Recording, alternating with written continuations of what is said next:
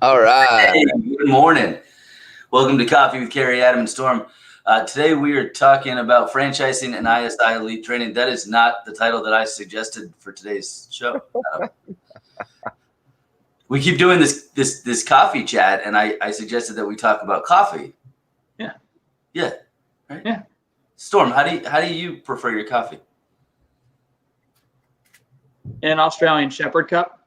All right. Anyways, I'm a black coffee drinker. I'm a black coffee drinker as well. Are you really? Both you guys are. Mm-hmm. Interesting. No calories. What do you put, like sweetener and milk in yours? So Cream? no, just cream. Just cream. Yeah. So I do have Truvia, which is the 0 calorie sweetener from the stevia leaf. Yeah. Every once in a while, I'll throw some of that in there, but for the most part, I drink it black. I do mine in a French press. Now there you go. I got mine brewing still. So does that make like one at a time? I mean, it makes about 2-3 cups. Maybe I'll fill up 2 Yetis, so maybe 32 ounces of coffee. I'm trying to share this on my Facebook, but I know I can hear myself through your phone through the live broadcast. yeah. Sometimes it works, sometimes it doesn't. And hey, I think we overthought what we wanted to call this show. I was thinking about it the other day because I was looking at the sign. Somebody actually pointed out the fact that I had a sign. They were asking me if I was in a coffee shop, and I said, no, this is my home. And they're like, no, you have that sign behind you that says coffee. And I'm like, oh yeah. I said, I put on this production with Adam Rice and Carrie Tober every morning at 8:30. And right now we call it Coffee with Carrie, Adam, and Storm. But literally, we should have just called the show Coffee Talk. Coffee Talk. I feel like there's a show called Coffee Talk. Well, it's ours now. So Coffee Talk. All right. That's what we do every morning. Love it. So I'm in a basic white mug, but I'm also not at my house. So I usually where are you right now? Where are you right now? I'm in Charleston. Actually, more specifically, I'm in Folly Beach. Okay. Yeah. Sounds nice. Yeah, it's like this quaint little beach town. So I was in on-site training for our new franchisees in North Myrtle Beach yesterday, and met the family down here for today. And my brother-in-law is gonna come up. Gonna spend the weekend here. So good Very stuff. nice. Yeah, congratulations to Derek and Misty and Chris on the closing of that deal. Very good for them. Yeah, I'm excited. We were there. Yes, I didn't even get the chance to talk to you, but it's going to be fun watching them because they're doing a whole renovation. I mean, there's some significant plans in place there for that North Myrtle community. So it's going to be awesome. Very good. Well, they got 2 top-notch operators in Derek and Misty, and obviously with Chris as the backbone of that, going to do very, very well. I enjoyed my talks with Derek. Yeah, he's awesome. High energy guy. When I was on a call with him, he turned sideways. He had to do a check-in call with one of his students, and all I saw was him looking at the camera going. So it's interesting. That was like his last day teaching. He's taught for 25 years, and once the deal went through, he was done. So knows exactly what they want to do. And they're I don't even know if I told you this. What they're wanting to do is they've got their last kid is a senior in high school right now. Okay. They're gonna sell the house as soon as he goes off to college. They're buying a motor home, and they're parking it at this campground that's right by North Myrtle Beach ISI, and they're gonna live in a motorhome. That's awesome. Yeah. I said, awesome. We don't need to clean all them rooms. That's what I say. I got 1,400 square feet here. I can barely clean it. Yeah. It's too much work for one dude. Let's parlay that into something that I heard you talk about yesterday. We were on the executive validation call with the group, and we were talking about being really, really clear on their vision, right? And I love to hear you talk about making sure that you're clear on your vision, Adam. Can you address that? Yeah, I mean, anytime we're talking leadership or even like in this framework, talking with potential candidates, it's, should I buy 1 unit? Should I buy 3 units? Should I buy 5 units? And it's not that's not really a decision that we need to be making. I mean, we'll vet the process and make sure that we feel like each individual is able to, has the capacity to be able to do that. But ultimately it's up to each candidate on what their vision is. And that's what I try and challenge. And by the time they come to discovery day, I want them to be super clear on what their vision is, because it's hard for us to advise them or direct them in the correct, direction of, hey, do you do 1 unit? Do you do 3 units? Or, if you have the capital and the capacity, do you do 5 units? And it all comes down to the impact that they want to make, the lifestyle they want to have, and the vision. So Misty and Derek, they're going to live in a motorhome, and they're going to be so freaking happy living in a motorhome, crushing in that one location, and it's, you have other people who say, I want to take over the state of Florida. So it's getting super clear on what the vision is on that. Speaking of vision, Storm, what you looking at over there? Somebody in the kitchen asked me if I could go on mute so they could remove something from a bag. So I had to peek up for a second. Good morning, Megan. Anyway, I liked when we were on that She call. says good morning. Oh, awesome. I liked when we were on that call yesterday, and it was like, so, Carrie, you're saying we should do 3 units and not 1. And it's like, well, it's not my decision. I'm like the emoji guy. I don't know. Yeah, I mean, yeah, it's so true. I think it's irresponsible to make a decision based on an arbitrary number, right? It's like, what do you want your lifestyle to be like? What are you prepared financially to invest? And then, do you want to have a $500,000 business? Do you want to have a $5 million business? It's up to you. It's up to how you go execute the team you put in around you. But what do you want your lifestyle to be like? And I think that's the biggest thing, is like lifestyle and impact, right? That's what the greatest thing about franchising and owning a business is it going to be a lot harder to go to do 3 units than 1? Yes. Yeah, for sure. Right. I mean, but is the reward when you go execute going to be far greater?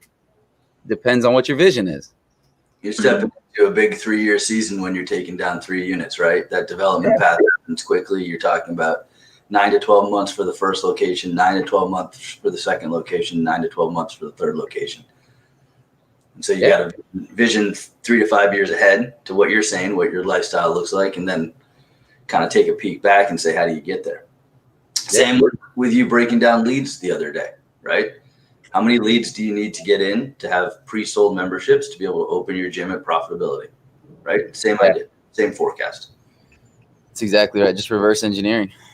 But if you don't know the bottom of the funnel, if you don't know the bottom, so if the bottom of the funnel is the vision, then it's impossible to build your way back up. And I think the thing that's been really interesting to see is we've had some franchisees who have been a little bit more conservative about their vision. Yes. And the funny thing about the vision is it's not necessarily static, right? It can be a little bit more dynamic. So we've had some people who have started conservatively and said, hey, we're going to start with 1. We feel comfortable with 1. And then they get into the process and all of a sudden the light bulb goes off, right? And it's not that it hadn't gone off before. It's just that there are more light bulbs going off, right? And the vision starts to change a little bit and they can see themselves as a 2 to 3 unit operator. And then we've had those conversations with people and said, hey, there is some, there's some adjacent territories that are still available. If you guys are looking to take advantage of this, if you're seeing a vision of success as you kind of start into that pre-sales process, let's take advantage of the open territory now, because it might not be there in 6 months. Probably won't be. But it's been interesting to see, people play it conservatively at first and then recognize the opportunity to completely change their lifestyle. Yeah, I don't know a single franchisee we talk to who is saying, I'm going to stay at 1. Yeah. Everybody has goals to move on. You guys just reminded me of something from the past. You've heard of Jim Collins, who wrote the book Good to Great? Yep.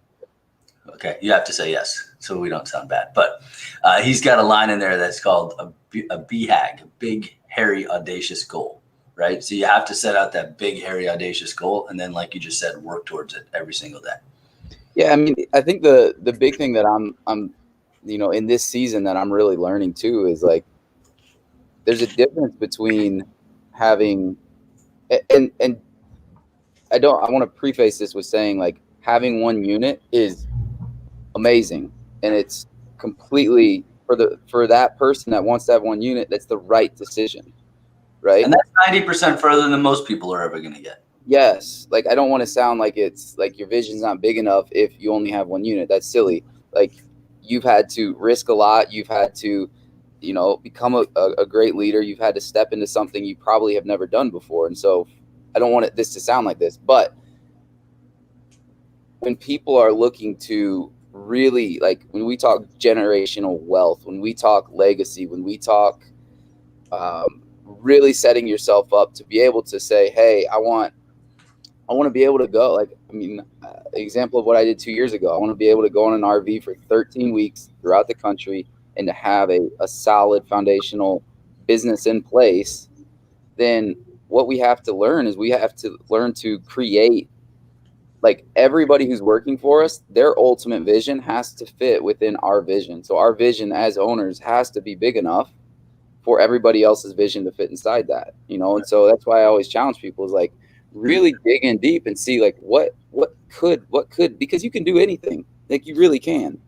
And so it's like those that are saying 3 units, I'm like, why not 10? Why not have a $10 million business? And it's like at that point you're starting to create a system where, hey, people have careers within your business now, not just being a stepping stone, onto the next one. And so again, it's ultimately, hey, like it's the most simple question, but the hardest to answer. Like, what do you want? What do you want? Are you talking to me again, man? I don't want to answer this question. What do you want, Kerry? Drink my coffee in peace, Storm.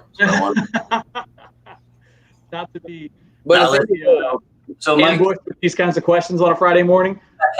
listen. We talked to one of our franchisees, Mike Gamble, right? And on a call the other day, he brought up a point. The reason he took 2 units in Wilmington was because he said he's funny about employees and he wanted to have the scalability and the opportunity for those employees to really have that direct career path and have that opportunity. And he felt that only having a single location wouldn't allow him enough of that opportunity, that breadth to really develop people. And that's, I think, listen, Adam, I think that's a testament to you of the type of people you attract, right? These are the people who are inside the community from a franchisee standpoint. Yeah, I mean, it's when you really start to work on yourself and dig into personal development and become a great leader, sky's the limit in this model, honestly, because it's so scalable. It's so scalable. And when you get the right people in place and you create opportunity and vision for them, it's super scalable. So awesome. Anyways, I think that speaks to the kind of candidate that ISI is looking for, right? Yeah. You're looking for the visionaries. You're looking for the dream builders. And so many people, and I don't think this is, unique necessarily to ISI, but, speaking of franchising in general, you get so many people who are looking at franchising as a means to an end, right? People want to get out of corporate America. They want to get out of the rat race. They want to build something that they can pass on to their children, right? I know, Adam, you just talked about generational wealth building, but it's interesting to see people kind of go through this paradigm shift, right? Where they were the person who worked a job, right? Or had a career within somebody else's organization. And then they step over to the other side of the fence. They start building their first franchise business, and then they build their second location and their third. And all of a sudden they've gone from the guy who's working that career and the guy who's working that job to the guy who's providing that job, who's providing that career. And you want to talk about building a legacy. That's the legacy that I think a lot of people are looking to build and leave behind. Yeah, and I think that I mean pain drives action, right? So unfortunately, in franchising, I mean it's just kind of a notion of it. Like that's why I love franchising from that perspective. Is like people are in so much, call it pain, right? It's not necessarily physical or emotional pain, but it's the pain of, man, like I'm grinding 9 to 5, or in a lot of cases, 60 hours a week, and I don't feel like I'm necessarily getting anywhere. So it takes them 20 years to get to the point where they financially have the capital to go do something on their own.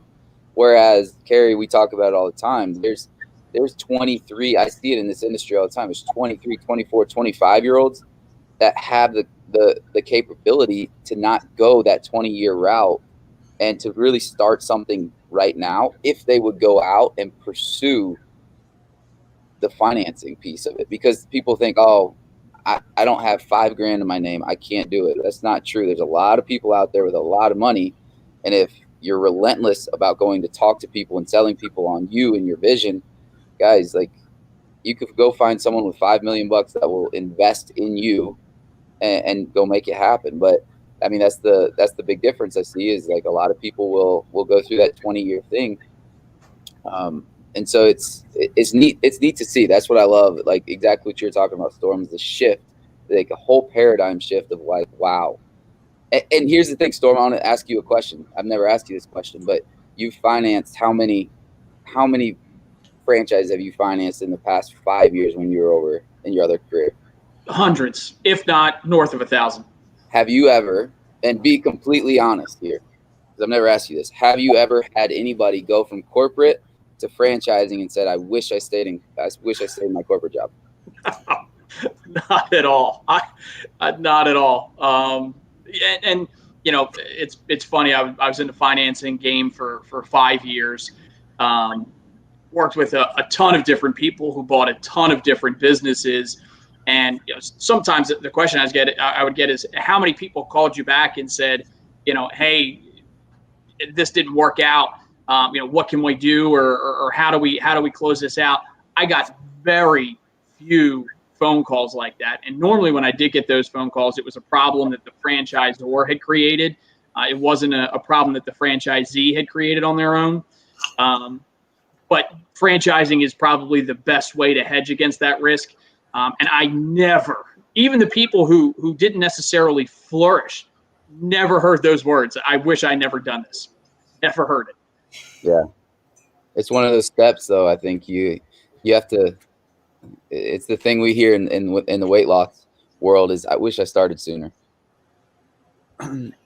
Because here's the thing is, like, the reality is there's a lot of people out there that have the thought, have the dream right now, but they're going to put it on the back burner because of COVID, because of whatever it is. Right now is not the perfect time. And because today's the 23rd and not the 1st. Yes. Stop it.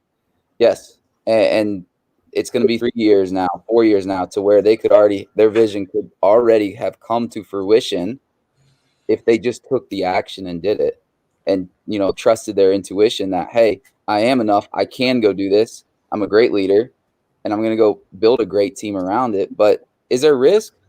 Is there fear? Yeah. Or else everybody else would be everyone in the world would be doing it. Right. But you can't sit there and complain about things you're not willing to change. So, the whole cliche quote about, nothing's going to change if nothing changes, so it's so, yeah. Sorry. Getting on my preaching thing. It's Motivation Friday, not Motivation Monday. But listen, we're going to wrap this up real quick. So I want to say one thing. I was in your house a week ago today, right? And I noticed that as you walk out your house, you walk by a sign that says, I can. And what did I tell you when I saw that sign?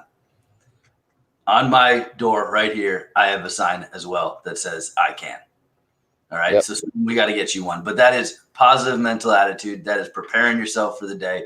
When you walk out of your room, when you walk out of your house, what do you look at? And that may be wallpaper, but you got to look at that with fresh eyes every single day. And for those 23-year-old kids that are trying to save up their money or saying, I don't have that money or I can't find a way, go get yourself a copy of Rich Dad, Poor Dad. Read the first chapter And if that's what you want, like Adam said, dig in. You can find it. You can make it happen. Yeah, here's the thing: is this company was started from putting together a business plan at the age of 22. I had no idea what the hell I was doing, and going and selling my dad on the idea that he needed to co-sign on a $25,000 loan, and I would get his name removed from the loan in 2 years. And here's the thing: is like when you believe in yourself, you can do that all day long. You know, people, it's human. It's human anatomy. People love helping other humans. And when you follow through on your word, like I was not going to let my dad down. And then that's the only money I ever had to take, you know, from the first 5 years of building till we got to the point of franchising. But if I didn't have that, I could have never started. It's just the true fact. Like I could have never started where we're at today without my dad saying, "Hey, I believe in you. I'm going to co-sign on this." Well, your dad still believes in you because when I met him last Thursday, he was like, not every kid who never has a job out of college, huh? How about this guy starting his own business, never getting a job, right? Okay. Gave himself his own job. All right, let's see. Today's episode is sponsored by Costco Coffee. There we go. Nice. Storm, what's the weekend forecast? Oh, we got weather in Philly. Ooh, you know what? So if I'm being honest, guys, I haven't looked at the weekend forecast in Philadelphia. And the reason for that is I am taking Megan to an Airbnb this weekend up in the Finger Lakes. So I'll be up in Ithaca, New York, hanging around the gorges. We've got this beautiful farmhouse on like 150 acres. And we're going to take the dog up there. We're going to take him for a couple of hikes. We're going to hit up a couple wineries. It's going to be a beautiful weekend. So much I can give you flannel, so much brown leather. I was going to say I might need some recommendations from you, Carrie. But I can give you the weather report for Ithaca, New York, or technically Newfield, New York, for this weekend. So we're looking at highs up there on Saturday and Sunday of around 53 to 54 degrees. Wow. And temperatures at night dipping into the mid 30s. I think 35 on Saturday night and 34 on Sunday night are the lows. So it's going to be a little cooler this weekend up there. I would imagine here in Philadelphia, I mean, we're about 3.5, 4 hours south, probably looking at 60s and high 40s. Love it. Cool. So it's just a drive for you then. You're not flying up there? Nah. It'll be a drive. We'll pack up the 4Runner and haul up there to this spot in Newfield. Love it. You know why they call them the Finger Lakes, Adam? I don't, but I've been there once actually. Tell me. Because it looks like somebody dragged their fingers, and that's how the lakes came out. Interesting. Thanks for that information. It is pretty though. I was up there in June a couple years ago. Yeah, we just felt we needed a weekend away, out of the house, out of the area. You know, we were due. It's been a while since we'd gone to the banks. Yeah. All right, fellas. Let's play some video. Matt, have a great day, guys. Matt, you too, buddy. Have a quality day. Yes. See you guys. Take it easy.